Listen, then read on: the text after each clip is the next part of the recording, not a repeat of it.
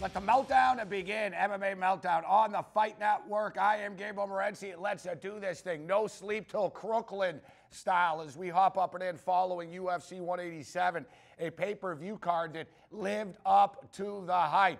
We've said it before, we're going to say it again. Nobody bitches more, besides TFC fans, than MMA fans. And if you didn't enjoy yourself on Saturday night, then maybe you should watch more TFC football matches. Maybe MMA is not for you because that was a kick-ass card. We said last week right here on the Fight Network that it's fitting the UFC 187 was in Las Vegas, Nevada, because it was a buffet, man.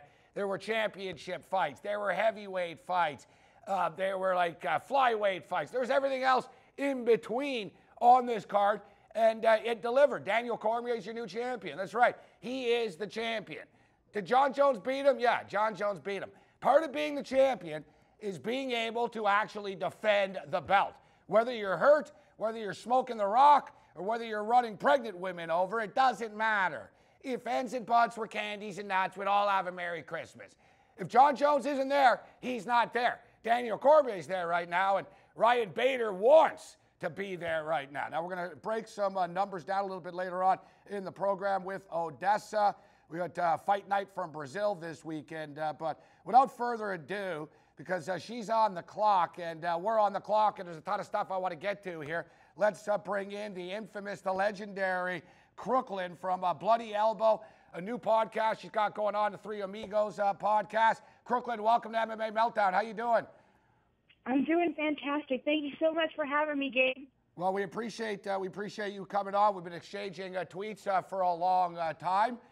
We are partners in crime over at Countermove. Although your tournaments are for the high rollers, Crooklyn. And I'm a degenerate gambler, and even I think your tournaments are big time. Listen, it all comes down to what the Poppy Aaron says. So, if they run a little expensive, you gotta go up to the head honcho there. Yeah, you know what? I love playing Countermove. I love the head-to-head matchups. I play yours once in a while, and I'll play the bigger ones once in a while, but you're really throwing a dart there because you're competing with so many people. I love the head-to-head matchups and the mini tournaments. Were you into fantasy sports at all before you got into to fantasy MMA with Countermove? Just baseball. I'm big on fantasy baseball. Yeah, it's amazing to see right now with the daily fantasy exploding as well, and with MMA. So a lot of stuff I wanted to get to here. UFC 187. As I stated off the top of the program, there was a high bar set. There were high expectations going into Saturday night's card in Las Vegas, but I think it completely lived up to it. The Cormier-Johnson fight wasn't epic, but the Weidman-Belfort fight was explosive as hell. Belfort comes out, looks great. Weidman weathers the storm. Andrei Arlovsky, to me, sort of steals the show in the sense that what he's doing right now, racking up the wins after being left for dead years ago. And as I stated off the top, Daniel Cormier, yeah, Jon Jones beat him, but Jon Jones ain't here right now, so DC's the champ. Would you agree with that? Absolutely. Yes, I would. Now, Jon Jones, when he comes back, we're not really sure. Ryan Bader's not really sure, and that's why Ryan Bader showed up to the press conference after the fact. Bader said he wasn't planning on doing any of that. He was minding his own business, and Cormier said, hey, there's another guy that I want to kick his ass, and he's in the room right now. Bader says, what am I supposed to do? Just roll over. What do you make of the Bader-Cormier stuff? Because generally people think Bader was a dick in doing this. I really don't. I think that he was there specifically to see what was going on. They were supposed to have a fight in the past. He wanted to, these guys naturally want to stir up some PR around them because, they are taking a hit with the sponsor deal. So it becomes a big priority to stir up the PR, make the big fights, and get the pay-per-view points. Well, that's exactly right. And we've seen Dana White and Lorenzo, they reward people for running their mouth. You've got to do it. We're seeing Khabib do it right now. Maybe he shouldn't because he ended up getting hurt. But he's like, the UFC, they pay people bonuses for Twitter hits, right, Crooklyn?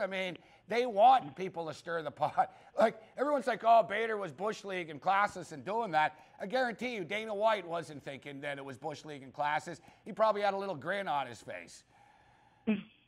I would agree with that for sure. Now, if you're Bader, do you have an argument here? What do you think happens here? Does Bader have a legitimate point that he was supposed to fight Cormier, that he should be next in line? Well, I think he should be next in line now. Like you said earlier, nobody knows when John Jones is coming back, but it's certainly not going to be by the end of the year. He's got court date. He's got a lot of legal stuff that he's got to get through before he can even think about coming back. Daniel Cormier told me yesterday that he wanted to fight by the end of the year. Bader said the same. Bader was hoping for sometime sooner than the end of the year, say a September or October match. But Bader's the guy right now. There's nobody else. If you look at the rankings, there's really nobody else right now for Cormier to fight. And, as we stated too, and as you brought up, Bader said, hey, I was just going to go. I wanted to see what Dana White was going to say. I wanted to see if there were any announcements as far as Cormier and I was concerned. And he said, Cormier made eye contact with him. And it sort of blew up after that. But, and I know Bader. And I don't know a lot of guys very well in the UFC, but Bader's one of the dudes that I've known throughout his entire career. I know his management team very well. And Bader, if anything, Crooklyn, you probably know this, he's too soft-spoken. You know what I mean? He's always just been sort of just there. He's never really had any malice against anybody before, even his opponents. And as he told MMA Junkie Radio, Bader said that Cormier was being a dick with him in New Orleans. He said he's never been so annoyed by somebody before. And it's funny because John Jones is such an ass. It was easy to take Cormier's side, but maybe Cormier really is a big instigator and, lack of a better term, shit disturber, so to speak. Cormier just has that sense of humor where he wants to pick on you a little bit just to get a rise out of you more so than being malicious. But some people, they bristle at that and they're not used to it. Bader's a really laid back guy, and that's not his style. If you're buddy with them, you don't really pick on each other. That's just how it goes. Now, you guys did a great piece over at Bloody Elbow about this Reebok deal. It's been talked about a lot, but it's starting to kick in right now. It's around the corner, so reality is starting to settle in right now. I've spoken to a lot of fighters off the record, and even a couple of guys on the record basically said, no, I'm not a huge fan of this deal. But off the record, it goes a lot further than that. I understand the sponsorship money isn't there like it used to be, let's say 10 years ago, Crooklyn, or 8 years ago, when fighters were getting $10,000, $15,000, $20,000 to get one logo on their shorts. So I was thinking when this deal was announced, hey, if you're kind of a nobody, it sucks chasing down some mom and pop t-shirt company trying to get paid. This is better. But the more that I hear and the more that I read, such as a piece like yours where fighters, unnamed fighters, basically were speaking honestly about it, nobody likes it.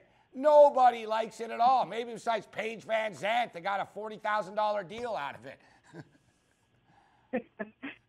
Yeah, my partner in crime over at Bloody Elbow, Ian Kidd, that was his baby, that piece. And basically what it comes down to is, one, we don't even know exactly what the number is that Reebok kicked down, because last week there was an interview that kind of flew under the radar that nobody picked up on. Dana White came out and said that the Reebok deal wasn't only in cash money, but it was also in product. And that was in response to another of our authors over at Bloody Elbow doing a statistical layout of the deal and finding that 40% of the $70 million supposed dollars were unaccounted for. So there you have, Dana White saying, yeah, it's not all in cash. Part of it's in product. We don't even know how much the cash part really is worth right now. We don't know if the UFC is keeping a percentage of it for overhead costs. We don't know much of anything. But what we do know is there's not enough money there to go around for all the fighters in a fair manner. And that's unbelievable.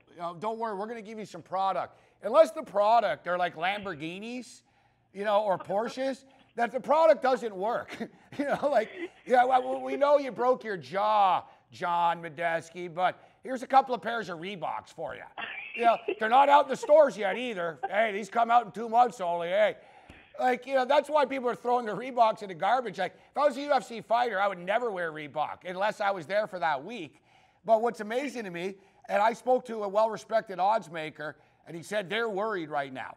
Fighters, there's, until this works itself out, they're actually concerned fighters might do something out of spite to try to make money. As the piece stated that you guys wrote, one guy lost $65,000. He made $65,000 less in his last fight than he made before. That's big-ass money right there. That's going to put people in a bad mood. And you guys quoted like numerous fighters. Everybody said the same thing. I lost $15,000. I lost $20,000. One guy said, I don't really care. It's kind of the same. But for the most part, and my favorite quote, they're all the same, the quotes too. I don't think it's fair. It's incredibly unfair. And then my favorite one of all, Zuffa are evil. I thought that was the best one right there, Crooklyn. Yeah, there was quite a few that weighed in, but what got me was that we had done a study at the end of 2013 that was very similar, and it was right before the Reebok deal was announced. We were trying to get an idea of what the sponsor tax was doing to these guys, and we had a much bigger control group, but there were people that participated in that study that just absolutely shut us down for this one, despite the fact that anonymity was promised. So that kind of tells you that maybe there was a little bit of an official memo or something that got circulated, because we had a lot of people from before that just would not participate in this one. Well, we got to get out of here right now. Well, Crooklyn, I really appreciate you taking the time to be with us. We'll wrap it up. To follow Crooklyn on Twitter at Crooklyn MMA. And I love your tweet. The Fan Expo this summer. Let's just call it the Reebok Expo. And that's the one thing as well. Yeah, there were a lot of parasites, and not everybody paid their bills on time. But that's what made MMA. The characters. There's less public appearances right now. Now there's no interest for a gym or a guy to say, you know what, we're going to bring this fighter in. We're going to have this event. We're going to have this viewing party. Why bother? Why bother? The guy can't wear anything, and he can't do anything meaningful. Dana's like, oh, they can wear stuff where they want, outside of the week. Yeah, big deal. Big deal. So, talk about selling out. We've officially arrived. Thanks for the time, Crooklyn. Thank you so much, Gabe. Have a great one. There's Crooklyn with his bloodyelbow.com, and check out our new podcast, the Three Amigos podcast. Great stuff over there. Really enjoyed having her on the program for the first time. We'll take a quick break. We'll get out of here. MMA Meltdown continues.